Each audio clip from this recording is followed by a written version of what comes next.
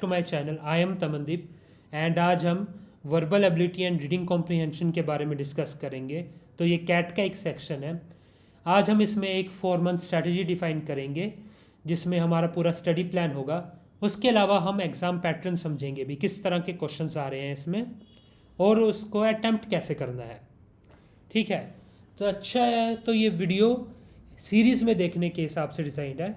इससे पहले आपको इसी कैट प्रिपरेशन सीरीज़ की पिछली वीडियोस देखनी चाहिए, खास करके crack CAT in 4 months and how many questions to attempt in cat.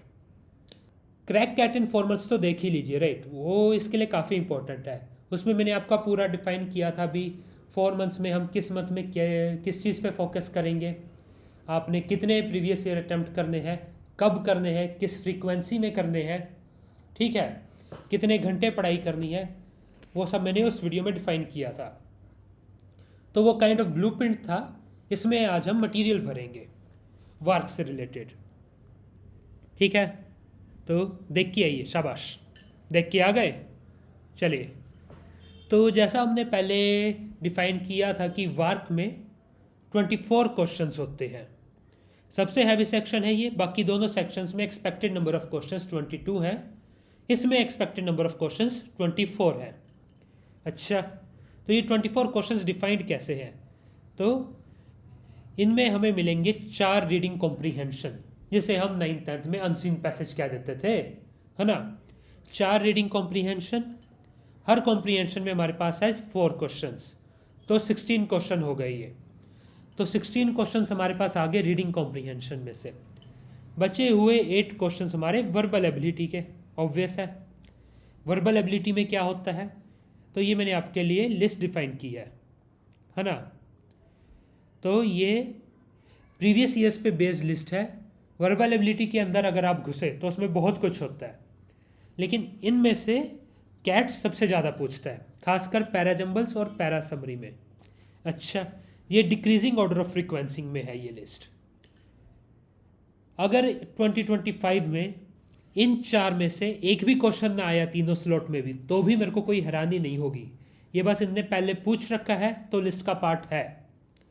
लेकिन ये पैराजम्बल्स और पैरा समरी ये सबसे इंपॉर्टेंट है। पैराजम्बल क्या होता है? इसमें पैराग्राफ है 4-5 लाइन्स का, इनने लाइन्स की फॉर्म में दे रखे और वो जम्बल्ड है। आपको लाइन्स की सीक्वेंस बतानी है जिससे मोस्ट मीनिंगफुल पैराग्राफ बनेगा। ठीक है। पैरा समरी क्या है? आपको एक छोटा सा पैराग्राफ गिवन है और 4-5 ऑप्शंस गिवन है, 1 लाइनियर ऑप्शंस हैं। कौन सी लाइन बेस्ट समराइज करती है आपके पैराग्राफ को, आपको वो चूज़ करनी है। ठीक है। अच्छा, ये सुनने में इजी लग रहे हैं, राइट, बट थोड़े से ट्रिकी होते हैं, इनमें प्रैक्टिस लगेगी, राइट, संभल के। तो एग्ज़ाम कैसा है वो हमने समझ लिया, क्या पूछा जाएगा वो हमने समझ लिया। अब हम प्रेपरेशन पे आते हैं। तो हमारा है 4 मंथ प्रेपरेशन प्लान। तो जैसा मैंने how to crack CAT in 4 months में डिफाइन किया था, पहला मंथ है हमारा कोर कंसेप्ट्स के ऊपर। तो हम पहले मंथ में पढ़ेंगे कोर इंग्लिश। कोर इंग्लिश कैसे पढ़ेंगे भाई? आइडिया इस कि हम इंग्लिश को एक आइडियल वे में स्ट्रॉन्ग कर लें। एग्ज़ाम स्पेसिफिक तैयारी हम उसके बाद शुरू करेंगे। इंग्लिश को ही स्ट्रॉन्ग कर ले पहले हम, है ना। कैसे करेंगे? तो ये है उसका तरीका। सबसे पहले वोकैबुलरी, आपके पास कितने वर्ड्स, आपको कितने वर्ड्स समझ आते हैं। ठीक है, इसके लिए हम क्या करेंगे, आप प्ले स्टोर पे जाइए, आप एप्पल स्टोर पे जाइए, वहाँ पे आपको वोकैबुलरी फ्लैश कार्ड्स मिल जाएंगे। जीआरई के लिए उनने डिज़ाइन किए हैं, इंटरनेशनली लोगों ने बनाए हैं वो ऐप्स, मगर इंग्लिश तो इंग्लिश है, राइट, वर्ड्स तो वर्ड्स हैं, वोकैबुलरी वोकैबुलरी है। तो हम वही जीआरई वाले फ्लैश कार्ड्स को यूज़ कर लेंगे। काफ़ी अच्छे होते हैं, काफ़ी इफेक्टिव होते हैं। ठीक है, तो इन्हें पढ़ने के लिए आपको अलग से टाइम नहीं निकालना। आपको जब भी टाइम मिले, 5 मिनट 10 मिनट आपको मिल गए, इंस्टाग्राम रील्स स्क्रॉल करने की बजाय इन्हें निकाल के इन्हें पढ़ लीजिए इन 4 मंथ्स के लिए। बस 4 मंथ भी क्या, 1 मंथ में ही बहुत कुछ फ़र्क आपको दिख जाएगा आपके वोकैबुलरी में। ठीक है, कभी भी कैब में बैठे हैं, बस में बैठे हैं, पोर्ट पे बैठे हैं, निकाल लिया जेब से, फटाफट थोड़े बहुत वर्ड्स पढ़ लिए। ठीक है, अब आते हैं ग्रामर। ग्रामर स्ट्रॉन्ग होनी चाहिए। एज इट इज़ ग्रामर पे क्वेश्चंस नहीं आ रहे हैं हमारे पास, मगर फिर भी ग्रामर स्ट्रॉन्ग होनी चाहिए। ये पैरा जंबल्स में आपको इसका असर काफ़ी दिखेगा। खैर, ग्रामर आपकी कितनी स्ट्रॉन्ग है, आपको कितनी प्रैक्टिस चाहिए, वो मैं आपकी डिस्क्रिप्शन पे छोड़ रहा हूँ।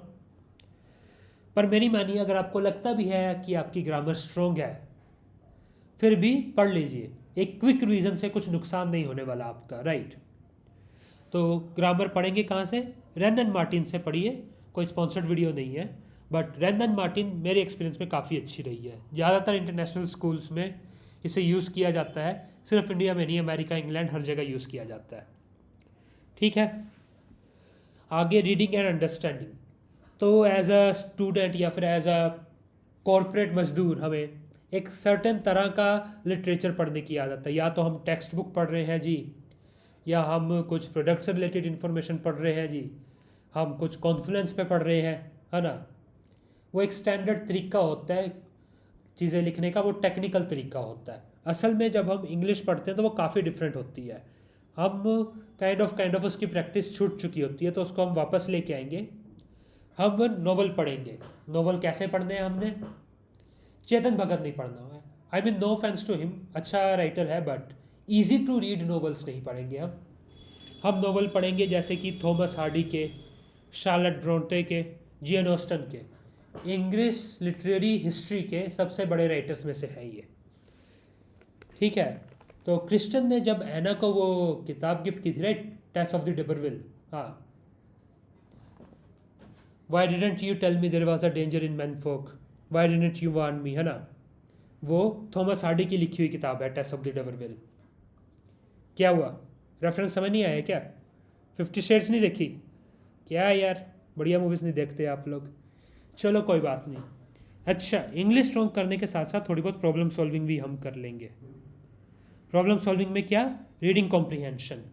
रोज का एक वन रीडिंग कॉम्प्रीहेंशन डेली। ठीक है, कोई टाइम बाउंड नहीं रखना इसमें खुद को। जितना मर्जी टाइम लगाइए, आराम से पढ़िए। क्वेश्चन पढ़ के दोबारा रीडिंग कॉम्प्रीहेंशन पढ़ दीजिए। सही आंसर पे पहुंचिए, एक्यूरेसी पे ध्यान दीजिए अभी, है ना। टाइम हम बाद में अपना इम्प्रूव कर ही लेंगे।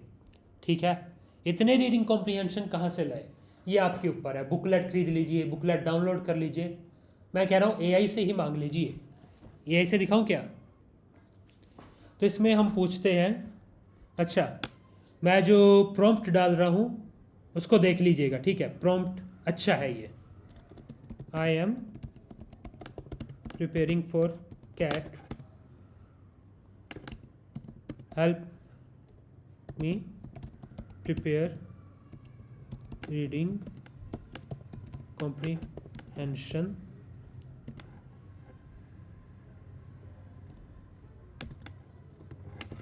give me a comprehension with questions. I will answer, then evaluate them and explain them to me. ठीक है,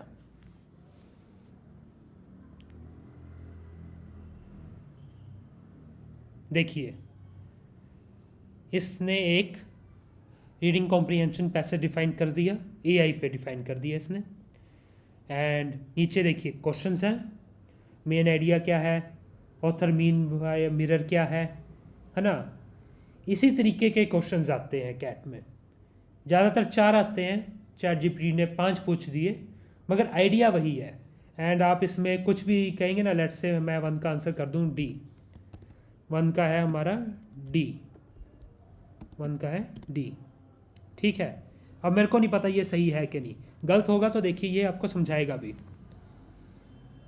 सी इज़ करेक्ट। ठीक है, अब ये देखिए आगे पूरी एक्सप्लेनेशन दे रहा है क्यों है गलत। ये डिस्कस नहीं है, नॉट स्टेटेड और implied tone is balance not extreme. ठीक है, तो ये ये उस हिसाब से आपको पूरा समझाएगा अभी। तो ऐसे एआई टूल्स को यूज़ कीजिए प्रिपरेशन में, है ना। अच्छा, कमिंग बैक टू दिस, हमारा फर्स्ट मंथ हो गया। ठीक है, अब जैसे हमने पहले भी डिफाइन किया है, नेक्स्ट 2 मंथ्स, इसमें नेक्स्ट 2 मंथ्स हम हमारी स्पीड पे फोकस करेंगे। स्पीड पे फोकस करेंगे कैसे? टाइम बाउंड प्रैक्टिस से। अच्छा, यहाँ पे बुकलेट ले आइए, यहाँ पे हम काफ़ी अच्छी अमाउंट में क्वेश्चंस करने वाले हैं, तो बुकलेट ले आइए। और कौन सी बुकलेट ले? कोई भी ले आइए, जौन सी आपको ठीक लगे। मल्टीपल अच्छी बुक्स हैं मार्केट में, कोई भी चलेगी, है ना। कैट प्रिपरेशन के लिए आती हैं, कोई भी उठा लीजिए उनमें से जो आपको अच्छी लगे।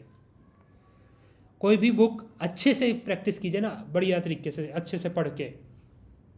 कोई भी बुक के थ्रू आप टॉप कर सकते हैं, ठीक है। तो पहले रीडिंग कॉम्प्रीहेंशन पे हम 1 रीडिंग कॉम्प्रीहेंशन पर डे को कंटिन्यू करेंगे, ठीक है, इन 2 मंथ्स में भी।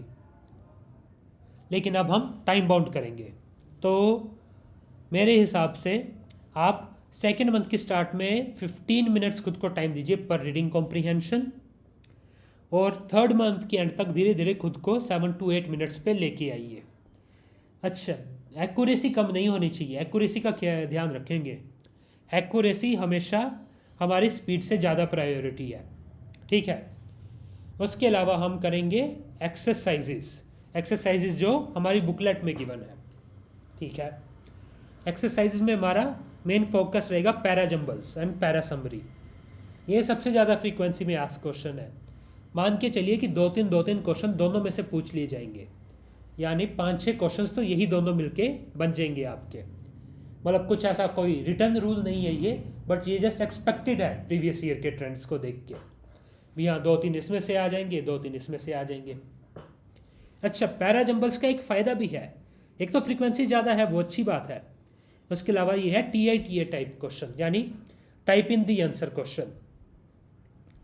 तो अगर आपने मेरी प्रीवियस वीडियो देखी है तो आपको पता है कि इसमें नेगेटिव मार्किंग नहीं होती है।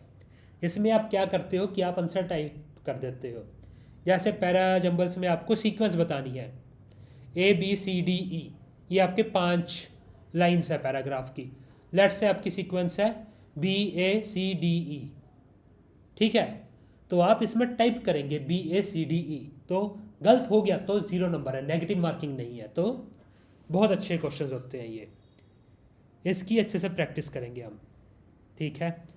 3 मंथ्स हो गए हमारे। 4th मंथ, लास्ट मंथ जो सा हमारा है, जैसा हमने पहले प्रीवियस वीडियोस में डिफाइन किया था, ये सिर्फ प्रीवियस ईयर्स के एग्ज़ाम अटेम्प्ट करने के लिए है बस। इसमें हमने कुछ स्टडी वाली स्टडी नहीं करनी है, ये प्रैक्टिस पे है। हम ऑलरेडी सब कुछ सीख चुके हैं इस पॉइंट तक, हमने बस उसे पॉलिश करना है, ठीक है।